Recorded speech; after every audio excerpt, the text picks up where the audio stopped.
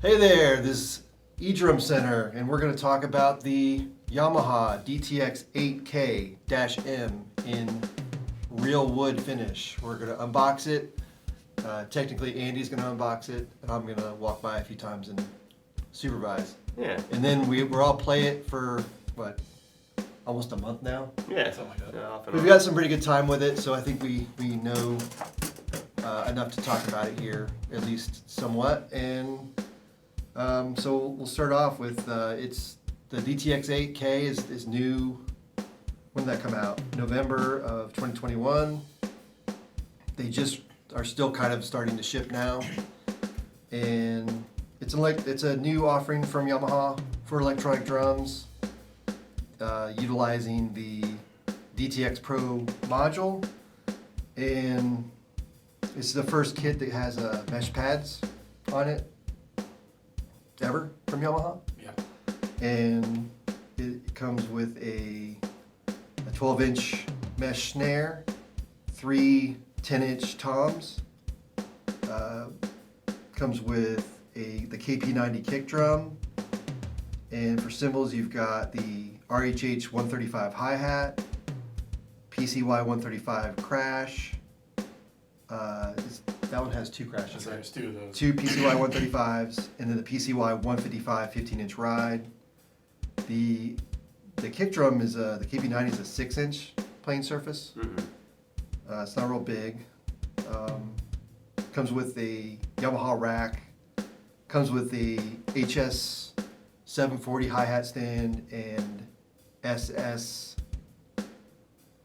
something snare stand. Oh yeah, that was great. 562, I think, is what it's called. But it does come with those, which is nice. As far as, what we think of the kits, we'll kind of get right into that. Who wants to start? As far as the way the kids sound. Yeah, let's or- go. Just what are your first impressions of the kit? I think it's a fun kit to play on. It definitely doesn't. Their sounds to me don't sound like Roland, or they don't sound like F note. They have their own kind of thing. So, For sure.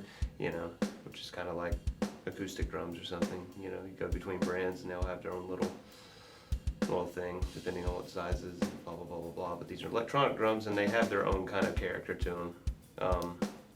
You got some wacky sounds in there too, Yeah. which can be fun. But as far as the regular, You don't have to use those. you don't have to use those. Yeah, No. you can skip right past them.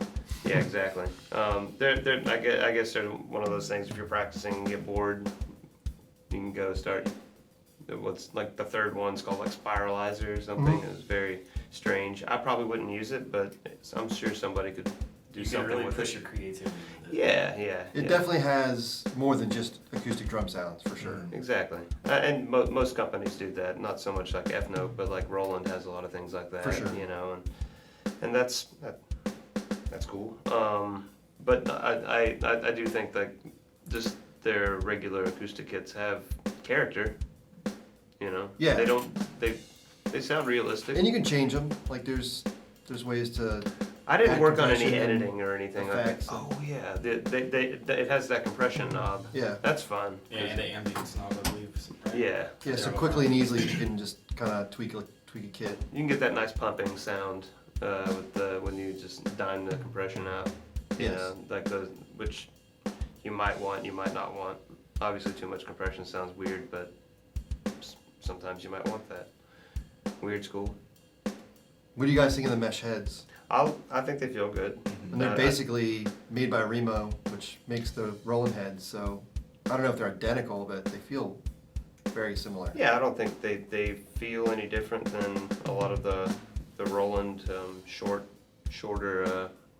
mesh Kind heads. of the like the 8306 kit. shorter, but Yeah, actually. shallower. It's similar to that, yeah. Mhm. In sizes and everything. Mm-hmm. So yeah, I thought it was a quiet kit, and that's for sure a concern with a lot of drummers is to be as quiet as possible. I think that was the biggest feature for me that I kept on going back to when we were talking about what are we going to say about the kit was the fact that it is a quiet kit. The cymbals are very soft. You can feel on the edges. They have a lot of give. Like you can almost bend them. Even the bass drum tower is a little. It's not very loud. Yeah, That's usually the one. There's no shell Yeah. to really add any extra sound. It's not silent, but it's. And it's a different kind of material than like the Roland one, where it's that cushion that's kind of firm and hard, and the Yamaha one's firm and stuff, but it's still got like It has some some give give, to yeah. it to keep it quieter. Well, talk about like because I'd seen this in another review and I tried it out. The double pedal, using a double pedal on that tower. Some pedals could for sure be problematic. They maybe have a wider beater spacing. Like a trick. A trick for sure. A trick, those are kind of spaced kind of far apart. And you can't adjust the width either, can you? No. Yeah. So a single pedal works great on that tower. I found that when I can't remember what pedal we started with, but it had narrower beaters. And Yamaha DFP9. Yeah, that was it. And the left one seemed a little weak compared to the right one, but then we put a DW on them with their wider beaters, and I thought that worked fine. That, or you guys turned up that little knob in the front, which I don't know really what that does. It could have been something that. Oh, you didn't? Yeah, I didn't mess with it either. Well, maybe nobody did that. It did seem better with the DW pedals, though. Yeah. Okay. Yeah, just because they are bigger, and I thought the Yamahas had a smaller strike surface, I guess, with their actual beaters. Yeah. What else was there to? I think the hardware's nice on it. Oh yeah. The Oh, small then it mounts, comes- the cymbal mounts are all pretty. And it's good that it comes with the hi-hat stand and the snare stand. Yeah, Because it's a bonus. I don't think anyone else comes with a hi-hat stand except Fairly rare. Yamaha, so Yeah. that's pretty No, cool. it's not It a happens high-end sometimes. hi-hat stand, but it's It works. Yamaha. It works. It gets the job done. Yeah, if you don't like it, you can get another one. Can. We sell those. We do sell them. Mm-hmm. I think it overall triggers pretty well. Like it gets the job done. Like nothing we weren't just be like, wow, this hi-hat doesn't work or this ride doesn't work. Everything seemed to work on it. And the shells, everybody seems to really comment on how nice they look. Yeah, they definitely Yeah. look really nice. Yeah, they look like that finish was really pretty. they look like Yamaha drums, like their higher end, like Yeah. Absolute, whatever. Yeah, it was They're kinda making similar. them thing it in was. that factory, the shells, I guess. It was similar to that one Yeah. kit we just converted to into the finish. Oh yeah, this Yamaha Stage Custom birch. Yeah. Yeah, that kind of differentiated itself from the other companies, because usually when you have the shallower mesh heads, they're usually just black, or silver, depending on the Roland used to do the chrome covered ones, but you very rarely see anything with like a wood grain on it, and that isn't like the Roland full shell Right.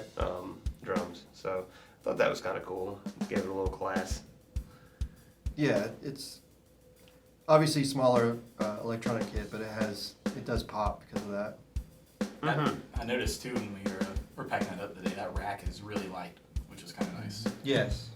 Yeah. Might be a nice portable kit, Mm-hmm. just because everything's kind of small on it. Yeah, and you got a Fold it rehearsal, you just like fold it up, throw it in the back of your car. Yeah. And the feedback we've been getting, we've sold some of these kits, and the feedback we've gotten so far is positive. Everybody seems to be pretty happy with it. Mm-hmm. Nobody's call us up, it's like, I hate this kit, I'm gonna return it. So yeah, it seems to be for the people that have sought it out and bought it, making them happy. Testing Which well. is what we want. Yeah. Yeah. Anything else? You haven't really said a whole lot, Aubrey, other than just chiming in. Yeah, I mean the hardware was what I was kind of commenting on the most. The snare and the toms definitely feel nice. The Yamaha cymbals feel different than Roland and ATV and stuff like that, but that doesn't necessarily mean bad. They just feel different. Their cymbals have been around for a while. The cymbals on this kit are nothing new. Mm-hmm. They came out in like 07, 08, and they've been on Yamaha kits ever since. Yeah. They're kind of a known quantity. Yeah, so it's very familiar feeling.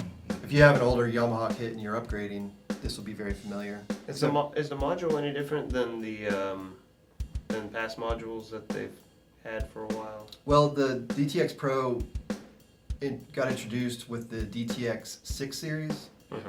Because we had that DTX6K3. 2019? It was 2020, I believe. But we had that 6K3 set up, so we already played on that module. But it was the same module. Yeah, same Okay, module. yeah. I played on that one time. It's an easy. Like I was kind of trying to mess with the settings yesterday just to get more familiar with it. It wasn't too hard to figure out. Very easy click, like a metronome. It's got a whole section, yeah. Yeah, you don't have I to like like that. search for it, which, like that kid over there. What is that? TD7. TD07, yeah. I was teaching on a lesson the other day. I could not figure out where the. Yeah, I'm not talking smack about the Roland thing, but I just could not figure out how to do the. It's a little more buried in the menus. Yeah, and I was like, I don't really have time to mess with this, but if that was in there, it was just like it's right there. Knobs, I like knobs. I don't want to have to search for something. I think will if I have to. I But think they based the interface of that module off of the E8010.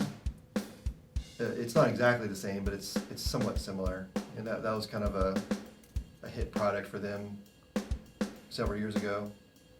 Yeah, there's plenty of kits on there though on that module. Because like I was saying earlier, like it took me a while to find a kit that I liked. But once I actually found one I liked, I was like, okay, this is starting to grow on me a little more now that I found a kit that I like all the sounds on and everything. And it just took me a second to find the kit because there's so many different kits for so many different things you would want to do. So what do you guys think about the kit as a whole? Any thoughts or at the particular price point? I think it'd be a really good set if I was like living in a apartment or a dorm or something. Like I said, it's kind of it has that. It's a little quieter.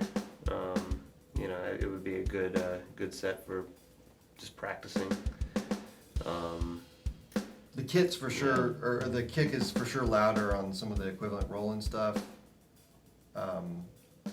You're saying the Yamaha is louder? No, the Roland stuff seems to be yeah. A little bit louder. Like the V80, the kit that would compare the most in price would be like a V80 306, which has that 18-inch, which is not a loud kick drum, but it's the beater The material. striking that surface seems to be just a little bit louder.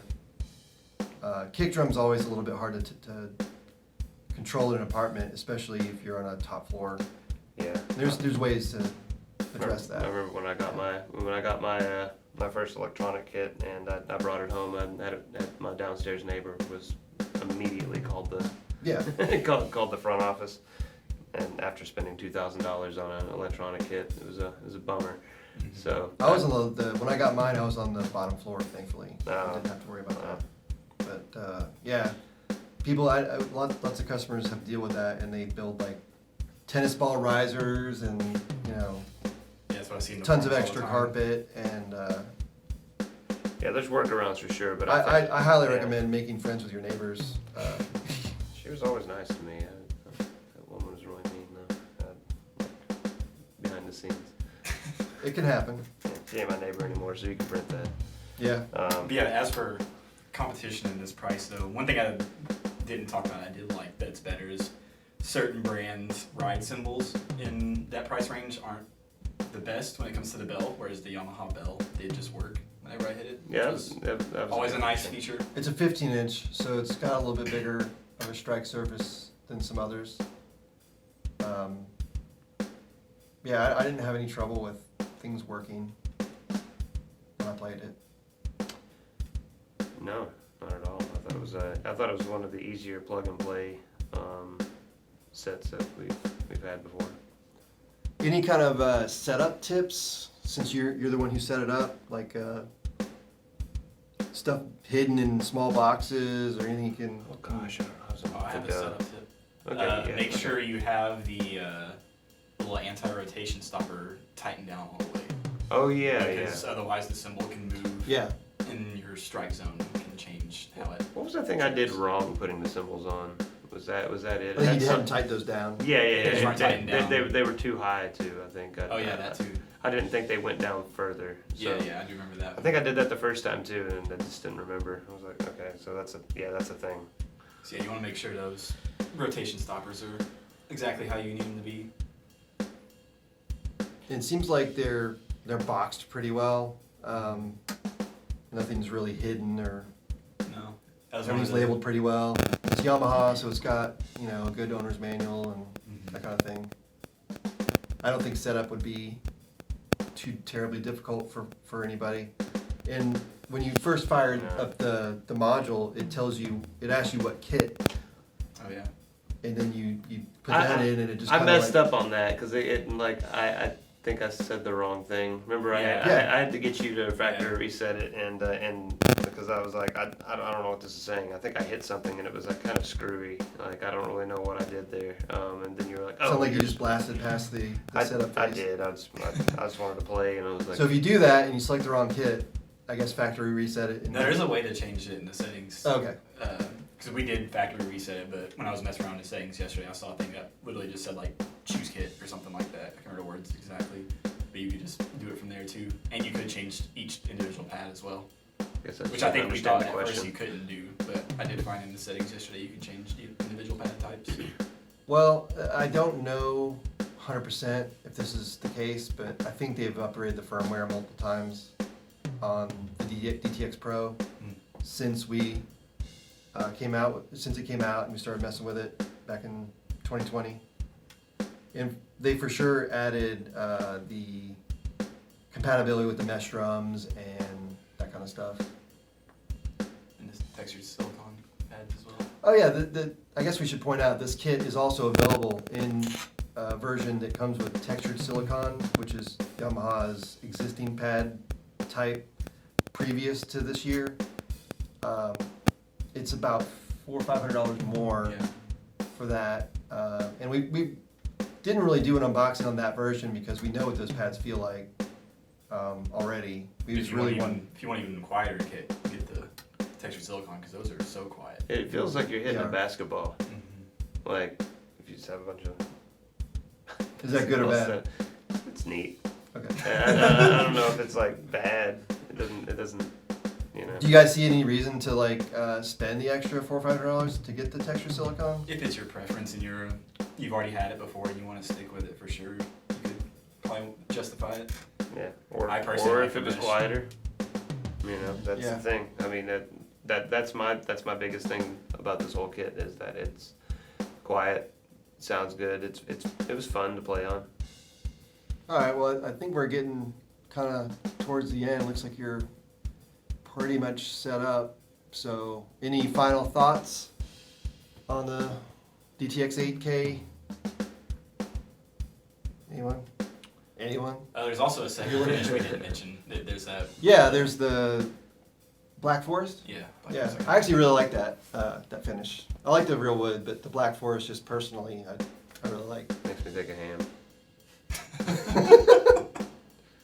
Well, on that note, I think that's a good time to stop talking. Here's close-ups of the kit, walk around. I do like that finish though. It's really cool.